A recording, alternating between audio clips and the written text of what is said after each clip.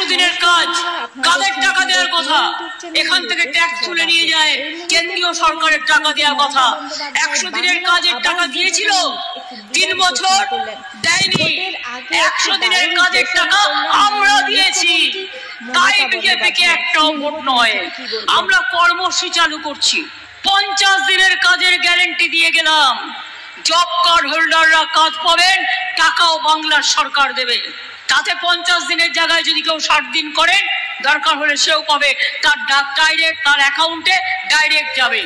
আমরা 43 লক্ষ বাড়ি এই 12 বছরে করে দিয়েছি, কিন্তু 11 লক্ষ লোকের বাড়ির এখনো লিস্ট কেন্দ্রীয় সরকারের কাছে পড়ে আছে, তারা করে দেয়নি।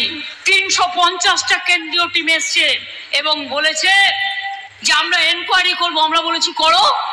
এনকোয়ারি করেছে, মিটিং করেছে, রিপোর্ট চেয়েছে, সব করেছি, কিন্তু ইলেকশনের আগে ফোন করে বলছে আমাদের দেওয়া লিস্ট নিয়ে, फोन नंबर নিয়ে आप फिर अप्लाई कीजिए आपको बाद में देंगे।